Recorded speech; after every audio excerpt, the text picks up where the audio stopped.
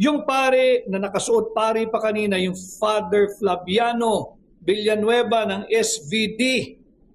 Anong nangyari sa iyo, Padre? Doon sa trilyong pisong nakawan, hindi ka galit?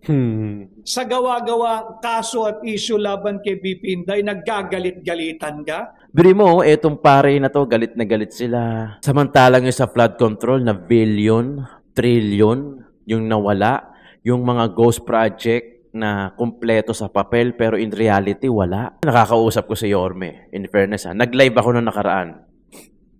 Nag-live ako nakaraan sa TikTok. Saglit lang, testing nga lang eh. Nag-testing lang ako. Walang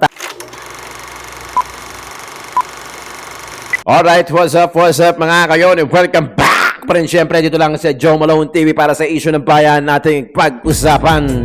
Yeah, pasok! Di kami natatakot sa katotohanan. Boses ng masaaming pinapakinggan. Joe Malone TV, issue ng bayan, ating pag-usapan. Tunay na balita, walang kinakampihan. Sumasalamin sa katotohanan lamang para sa mamamayan. Kanta muna tayo. Totoo ang laban. 1 minute and 37 seconds lang yan mga kayon. Siyempre, pinagmamalaki natin yung kanta natin yan dahil ipinagawa natin yan na saktong-sakto yung mga liriko para doon sa mahilig magkomento na mga kritiko. Laging alerto, Mapagmatcha ang truth ang hanap, di kami natitinag. walang palusot. I think it's about time Tunay ang to stand up. diretsong usapan. Joe Malone TV, issue ng bayan, ating pag-usapan. Huwag na natin i-post sa social media pagkos ipaglaban natin yung karapatan ng bawat Pilipino na mamuhay ng marangya naman. Pukinam naman. Totoo ang laban, walang kulay, walang Lahat na ninakaw ninyo. Mga hindot kayo. kalakayan. Para sa bayan. Alright, isang mega love shoutout sa lahat ng viewers natin abroad ka man. O dito sa Pilipinas, Luzon, Visayas, Mindanao. Maraming salamat po sa pagtangkilik, pagkikinig, pagtutok dito sa Joe Malone TV, issue ng bayan. Ating pag-usapan, pakidouble check naman mga kayon. Palambing naman kung nakasubscribe na kayo. Kung hindi pa naman, pakisubscribe na lang at pakiclick yung bell icon para lagi kayong updated sa mga videos na ina-upload natin araw-araw. Paki-subscribe na rin yung mga backup channels natin when Tito Talks. We're talking about anything under the sun. Kung sawa ka na sa politics, apart sa politics, dyan ka pumunta. Pag-usapan natin, pagka gusto nyo matawa, mainis, dumagdag ang problema ninyo. When Tito Talks. Tito Jom, Tito ng ina mo. Para doon sa mga food vlog natin, mahilig po kumain ang Joe Malone. Diyan natin pinapost, binablog natin yung mga masasarap, mga unique na kainan, yung mga nakatago, nakabulatlat na kainan. Diyan, Tito ng ina mo. Tito ng ina mo rin. Yeah? Maraming salamat. Pati yung solid Duterte updates natin. Pakisubscribe na lang mga kayon. Yan na lang po yung hinihingi kong tulong sa inyo. Kahit wala tayong views, okay lang. Attendance check mga kayon. Pakisubscribe, paki-comment naman dyan sa baba kung saan kayo lupalop naroroon. At namasa ganun, malaman natin kung saan na inaabot yung video natin. At saka engagement na rin yan. Okay? O, ito na. Simulan na natin, no? Simulan na natin ang kaululan. Kahit ilihis nila ang issue ng flood control, wag ho tayong pumayag at hindi dapat malihis. Ang korupsyon, ang gawing ingay ang demanda kay VP, kahit ilihis nila ang issue ng flood control and corruption, at gawing ingay ang demanda kay VP Inday, hindi na naniniwala ang tao dahil masyado ng halata. Agree? Agree. They did not file cases against billions na ninakaw, kaya millions ang pilit na hinahanap. Kaya nga po yung pare, Katoliko ho ako, stakeholder ako sa Catholic community, sa Catholic Church. Yung pare na nakasuot pare pa kanina, yung Father Flaviano Villanueva ng SVD. Anong nangyari sa iyo, Padre? Doon sa trilyong pisong nakawan, hindi ka galit? Sa gawa-gawa kaso at issue laban kay BP Inday, naggagalit-galitan ka? Tama yung sinabi ng iyong patron. Mahiya ka naman. Mahiya Ikaw naman kayo. napatamaan nun. Wala ka na sa ayos. And I have the right to speak dahil ako po ay bahagi ng komunidad ng Katoliko. At nagsuot pari ka pa, so may karapatan akong pumuna din sa'yo. Yan. Alam nyo, yan ang isa sa mga dahilan kung bakit umalis din ako sa Catholic. Alam nyo, dati sa radyo, sa Melo Touch yun, tuwing alas 5 na madaling araw, may rosary pa doon, nagro-rosaryo pa ako doon. Lumaki akong Catholic kasi sa Tondo, Holy Child Catholic School ako. Ito lang, recently din naman to siguro mga 90, dekada 90. Simula nung sinasama na ng mga pare sa homily, yung discussion about politics, doon na ako nanlamig. Doon na ako nanlamig. Kasi ang katwiran ko, akin lang naman to akin lang naman, ang katwiran ko, pari kayo Di ba nga, kung humayo kayo, ipagsabi ang mabuting salita ng Diyos. Di ba? Sa pagkakaintindi ko. So para sa akin, hindi na dapat kayo, even though na taxpayers din kayo, hindi na dapat kayo nakikipolitika kasi nagkakaroon ng kulay Di ba? Ang pangit pakinggan na sa homily, imbis na ang pag-uusapan gospel, ang pinag-uusapan politics. Keso si Duterte, ganyan, yung mga EJK, ganyan-ganyan. Hindi nyo nasakop hindi nyo na jurisdiction yun Di ba? Kung tutuusin. Kasi ang trabaho nyo is palawakin, di ba? Ang mabuting salita ng Panginoon, true gospel. Tapos biglang magkakambyo kayo ng politics. Yan yung dahilan kung bakit umalis ako sa Catholic. Kaya nag-Christian ako kasi pagka you cannot, kayo nga nagsasabi, you cannot serve two masters Di ba? Hindi ka pwede mag-serve sa dalawang master. So, ano ka ba? Politician o politics analysis? O pare kayo talaga? Di ba? Pamili na lang kayo kung alin dyan. Kung gusto nyo mag-involve sa politics, mag-analysis na lang kayo. Maging vlogger, influencer din kayo, political vlogger, political analysis, gano'n na lang. Di ba? Ang pangit kasi, ang hirap paniwalaan kasi nung gano'n Ang hirap paniwalaan kasi na nag-ano ka ng mabuting salita ng Diyos tapos magmumura ka on the side. Iba to ibang case to. Nagsasabi ka ng gospel tapos padating doon politics issue, di ba? Ang hirap nung ganon. Ang hirap nung ganon. Kaya sana, di ba? Sana pili lang kayo na isa. Political analyst o pare. Dahil ipokrito yung iyong pag-aakto kanina, na galit ka sa korupsyon, sinabi na ng COA na wala nga. Ngayon. Wala nga. Yung notice of disallowance is not equivalent to malversation. Yung notice of disallowance, ibig sabihin lamang kulang ka pa sa documentation. Ano ho ang ginawa ng tanggapan ng pangalawang Pangulo? Di kinumpleto yung mga kulang na dokumento. Sa tanging OVP lamang ho ba ang nakakatanggap ng notice of disallowance? Hindi.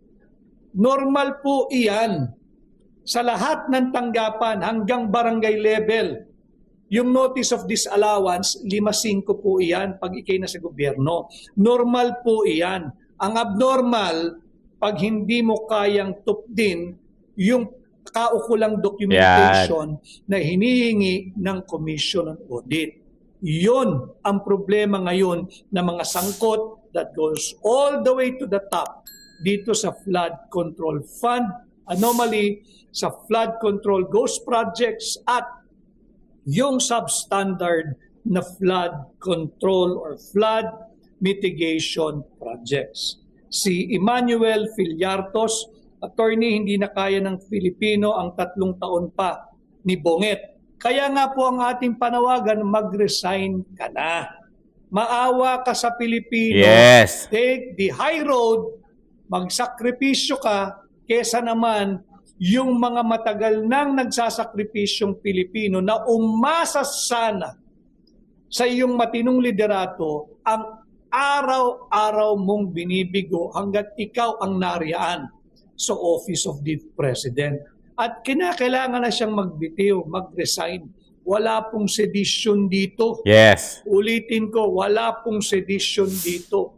Nakaukit po iyon sa ating Article 7 ng Saligang Batas. Sabi ko nga nung huli nating diskurso, hindi ba?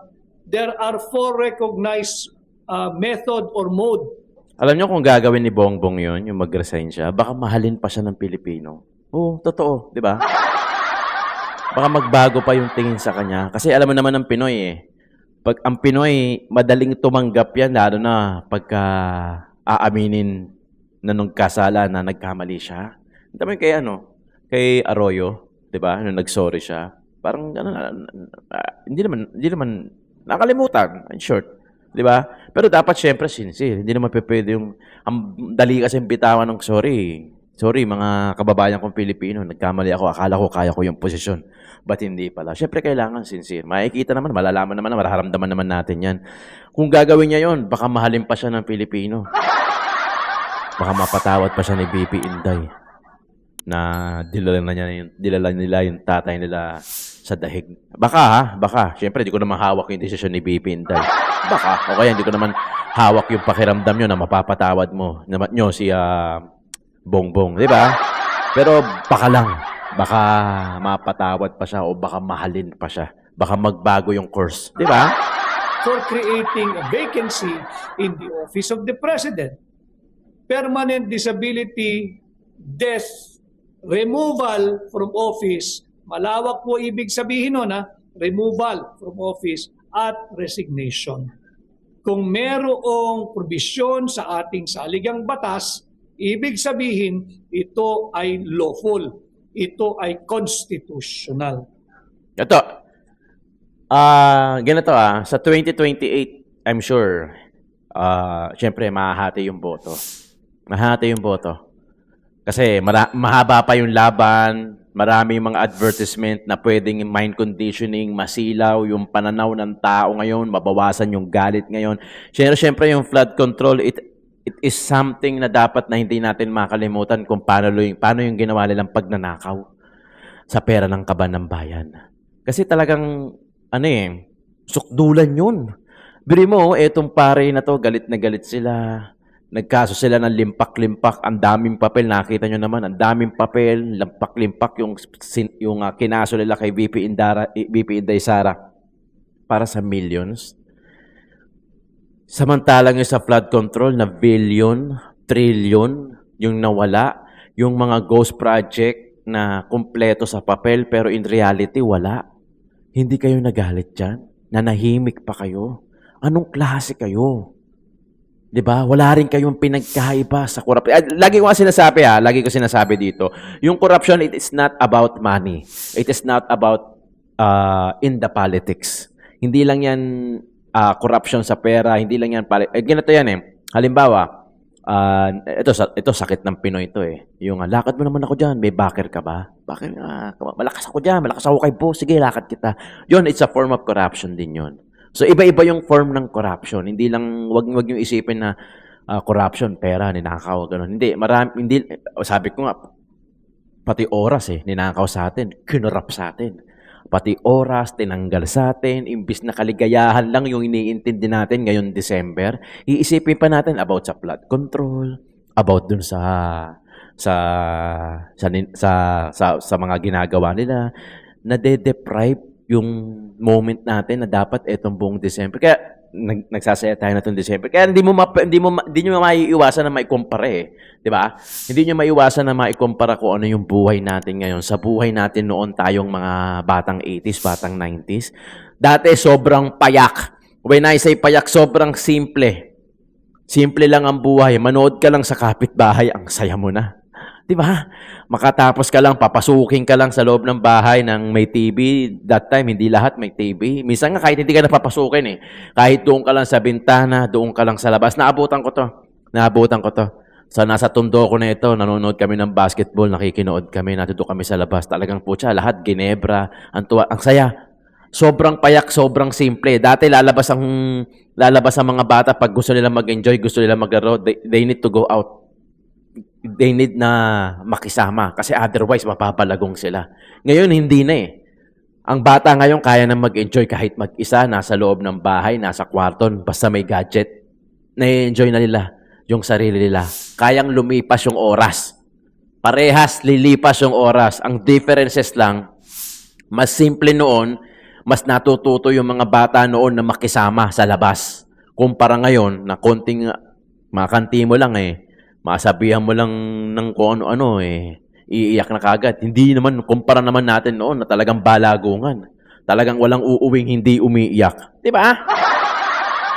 But, am I trying to say, masyado na nilang nilaro yung dapat na pagseservisyo lang sa taong bayan. Ito sample Sample lang. Wala akong pipili, wala akong ano pero kasi real talk to eh. Going back to Maynila. Sa tagal kong Maynila, since 1980, nasa Tondo ako, nasa Maynila ako, palipat-lipat lang ako ng bahay. 20 years old, pumukod na ako sa magulang ko, nagsarili ako, kung saan-saan ako tumira. Marami ako nakisama, kaya talagang kilala ko yung silakbo ng tao. Sa Maynila, si Isko Moreno lang, sa totoo lang sa totoo lang. Kahit na tanong niyo pa sa mga malilino. Sa Maynila, si Jorme Isko Moreno lang yung nagtrabaho at nagpakita ng malasakit sa tao. Sabi ko nga ito, makukuha nyo to magigets nyo to. Ang politiko o kahit sinong nagtatrabaho, public position man, public servant man, kahit o privado man, madali magtrabaho 8 to 5 magtatrabaho ka. Sa una ka lang mahihirapan pag medyo baguhan ka. Tama hindi, di ba? Pagka sa umpisa ka lang, bagong hire ka, sa umpisa ka lang mahihirapan. Pero pag ginagawa mo na yan araw-araw, linggo-linggo, buwan-buwan, taon-taon, yung mahirap dati, nung bago ka pa lang, madali mo na siyang tapusin ngayon. Nakakahanap ka pa nga ng oras para magpetiks Nilalaro mo na yung trabaho mo sa sobrang alam mo na kung kailan at anong araw mo siya kayang tapusin. Tama, mali. Di ba? Nagagawa niya yan. Alam niyo kung paano pumetik sa oras. Alam niyo kung kailangan niyo na magtapusin. Alam niyo yan. Kasi yun yung trabaho Sa politics, ganun din. Kung gagawin lang nila yung trabaho nila, walang problema. 8 to 5, 9 to 6, mag-overtime sila, gagawin nila yung trabaho nila. Sa tagal nilang ginagawa yon, kabisado na nila kung paano nila tatapusin. Ang tanong, may malasakit pa. Yun yung differences. Madali magtrabaho kung araw-araw, taon-taon, linggo-linggo, buwan-buwan, taon-taon mo na siyang ginagawa. Kaya mong tapusin yung trabaho. Paano kung wala kang malasakit? Kaya nga yung work alone is not enough. Dapat meron ka rin compassion. Dapat may malasakit ka rin. Tingnan mo, yan sila Saldico, nagtrabaho naman yan Sila Martin Romualdez, nagtrabaho naman. Si Bongbong, in fairness naman, nagtrabaho yan. Ang tanong, may malasakit ba? See? Yung ginagawa nilang sila, yung mga politiko na corrupt, tinabaho din naman nila yun 8 to 5 nga nilang tinabaho, 9 to 6, baka nga nag-overtime pa yung mga puking inang yan Di ba? Tinabaho din nila yun. Yun nga lang, walang malasakit sa kapwa. Bakit? Kinuha nila lahat ng pera. Di ba? Kinuha nila lahat ng pera. Hinayaan nila na tapos sa papel yung Ghost Project. Kaya hinayaan nila magsakripisyo yung mga taong naapektuhan directly dahil sa papel, kompleto, pero in reality, wala. Walang compassion, walang malasakit. Hindi mo gagawin yun kung may malasakit ka sa kapwa mo. Pero yun yung na-omit. Yun yung wala sila. Oo, nagtatrabaho sila. Sige, ibigay na natin yon. Ibigay na natin yun, ibalato na natin yun. Sige, nagtatrabaho kayo. Okay, fine. 8 to 5, 9 to 6, 7 to 4. Mag-overtime kayo. Walang problema. Trabaho nyo, ninakaw nyo, trabaho pa din naman yun Pero masyado kayong naging sakim. Naging greedy. Wala kayong compassion, wala kayong malasakit sa kapwa nyo. Sa kapwa nyo. Sa Pilipino. Kasi kinuha nyo lang lahat ng pera 60 billion, ayaw nyong ibalik. PhilHealth tong pinag-uusapan natin. Pucha, sobrang left behind na yung Pilipinas sa mga karatig na bansa natin. Wala na kayong pakialam doon. Wala na kayong pakialam kung pangatlo, pang-apat, pang-lima tayo. Basta kayo, marami kayo nakukuwang pera eh. Okay na kayo kahit magsakripisyo, mamatay yung kapwa nyo eh. Kasi masyado na kayong sakim, wala na kayong malasakit. It all boils down kung may malasakit ka sa tao. Yung ginawa ni Yorme Isko Moreno sa Maynila. In fairness kahit binabato siya ng issue about kay Chua, in fairness to Yorme Isko Moreno, nagtrabaho, may malasakit. Wala eh. Alam niyo, nakakausap ko si Yorme. In fairness nag-live ako nung nakaraan. Sa TikTok. Saglit lang. Testing nga lang eh. Nag-testing lang ako. Walang topic, kamustahan lang. Yung bago ako mag-live dito, alam niyo, nanood si Yorme. Alam niyo, nangamusta. Busy yung tao Busy yung tao. Sinabi lang niya na, yung mga senior natin, hintayin nyo lang.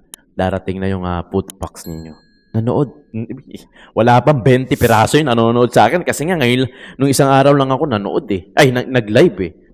Nanood si Yorme Isko Moreno. Sinabi lang niya, kamusta ka, Jom? Pakisabi na sa mga viewers mo na yung mga senior sa Maynila, matatanggap na nila yung food packs nila. Sa akin, sa partner, syempre tuwan-tuwa ako. Putya, busy yung tao. Kahit nasabihin mo nang hindi siya manood all throughout end-to-end ng live ko.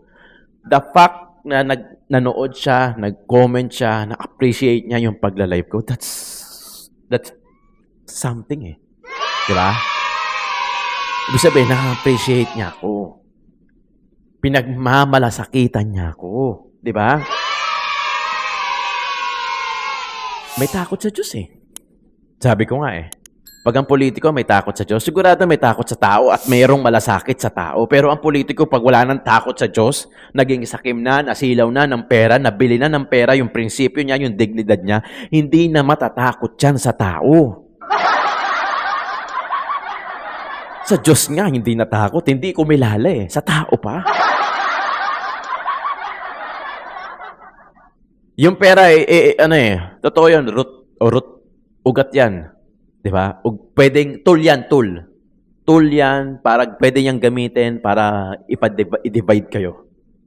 Diba? Ang sinasabi ko, ang goal ni Satan, ang goal ng devil is to divide. Marriages man yan, friendship man yan, political allies man yan,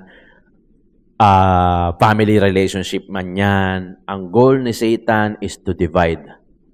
Paghiwalayin kayo. Ginagamit ni Satan, yung devil, yung tool niya na pera para mapaghiwalay niya kayo.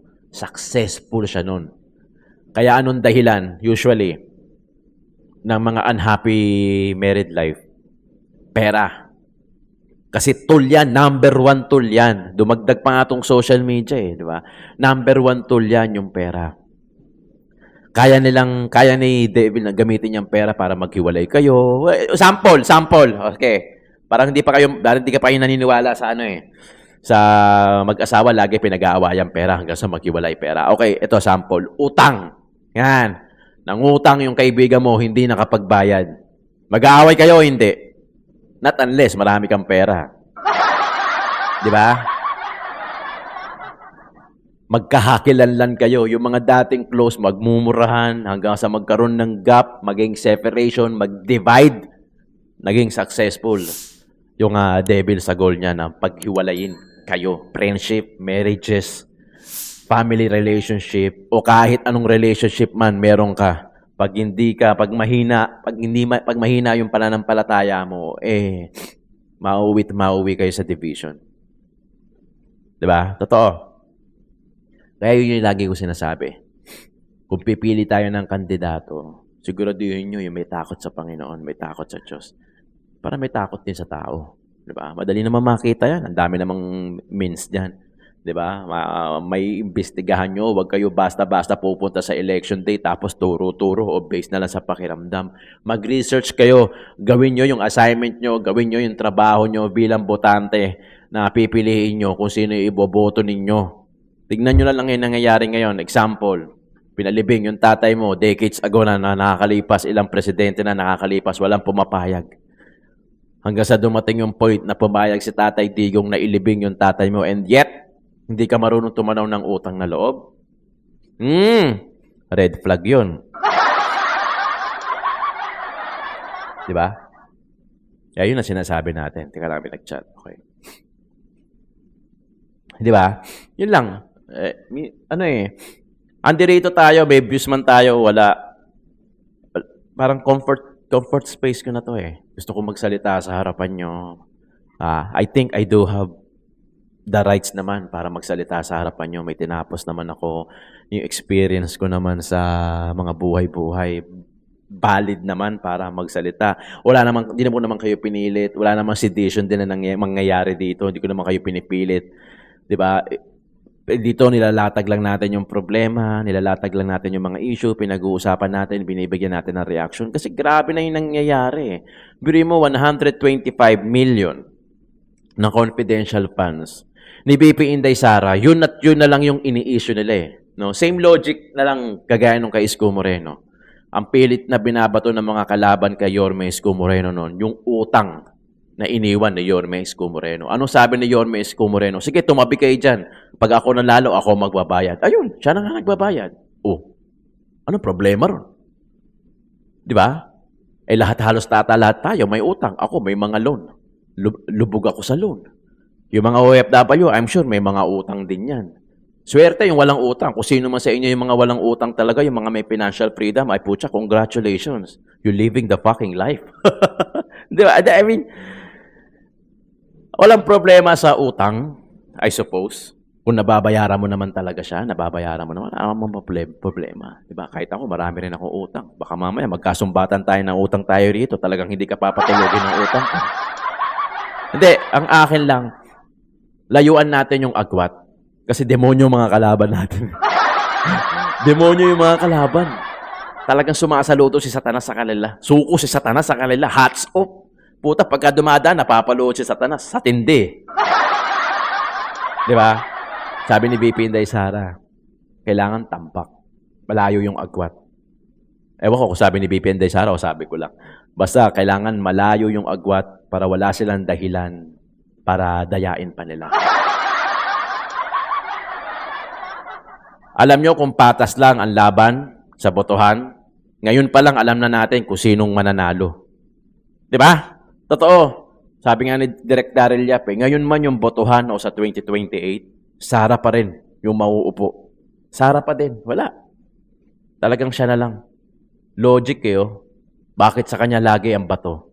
Nagtulong-tulong pa sila, may collaboration pa, laging binabato si VP Inday Sara. Sa sobrang lakas ni VP, kahit sila, alam na nila na matatalo sila. Pero syempre, kailangan nilang sumubok. Hindi naman nila pwedeng patakbo si VP Inday Sara na siya lang eh. Siyempre, susubok yan. Kaya nga nagnakaw na ng pera ngayon yan eh. Kasi gagamitin nila yan sa 2028. Pambili ng dignidad. Pambili ng pangarap. Pambili ng mga boto. Ng mga mahihinang nilalang na hindi pa marunong kumilala ng prinsipyo. Prinsipyo at pangarap at future. Yung nakataya rito. Kaya sisiguraduhin mo na pagka binenta mo yan, siguraduhin mo na hindi ka magsisisi. Maraming salamat sa pagkikinig. Joe Malone TV, Issue ng Bayan, ating pag-usapan.